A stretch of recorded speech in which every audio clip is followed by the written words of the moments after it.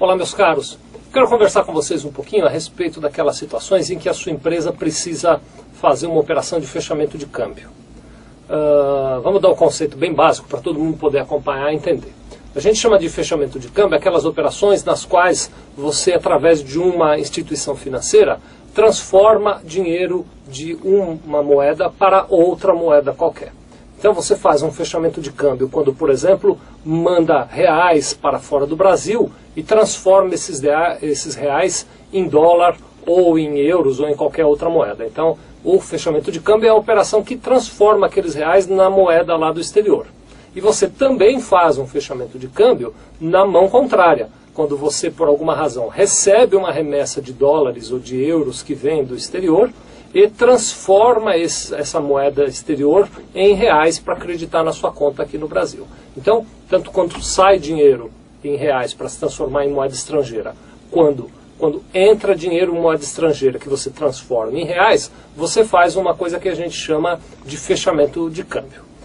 A minha conversa com você agora é para te alertar a respeito do impacto que esses contratos de fechamento de câmbio têm sobre a contabilidade e sobre os tributos da sua empresa.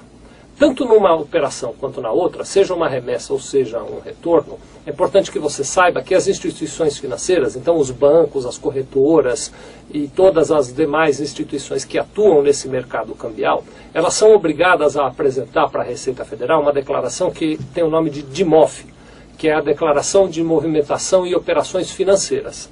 Nessa DIMOF, eles informam as instituições financeiras para a Receita Federal quais foram as pessoas e as empresas brasileiras que operaram no mercado de câmbio, seja remetendo, seja recebendo dinheiro.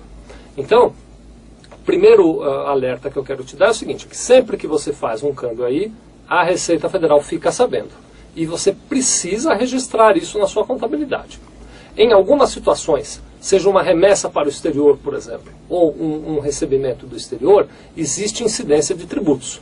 Então, muitas vezes há incidência do imposto de renda na fonte, há incidência de um imposto chamado CID, a gente tem até um outro vídeo aqui que fala sobre a contribuição para a intervenção do domínio econômico, que é a CID. Existe eventualmente a possibilidade de que haja incidência de PIS e COFINS em importação, existe a possibilidade até de que você tenha que pagar IPI, ICMS, enfim, uma série de tributos nessas operações de câmbio. Então você precisa comunicar a contabilidade com antecedência quando você tem aí operações de câmbio realizadas na sua empresa.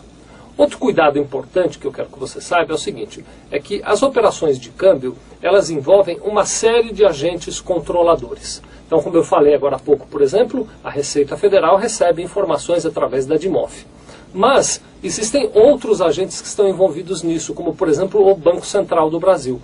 O Banco Central tem um papel de controlar esse fluxo de capitais e para fazer esse controle ele impõe algumas obrigações.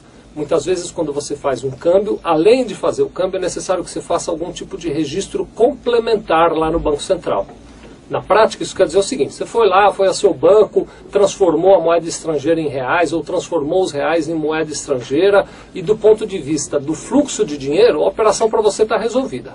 Mas eu quero te alertar que às vezes é preciso que depois de feito isso, você vá ao Banco Central fazer algum registro especial, como um registro de RDE, ou como algum outro registro de vinculação daquele capital. Para que isso seja bem feito, eu gosto sempre de recomendar tenha sempre o auxílio de uma corretora de câmbio. As corretoras de câmbio são muito competentes nisso, o seu contador não pode atuar nesse segmento, é preciso ter uma senha especial lá do Banco Central, que somente as corretoras de câmbio têm.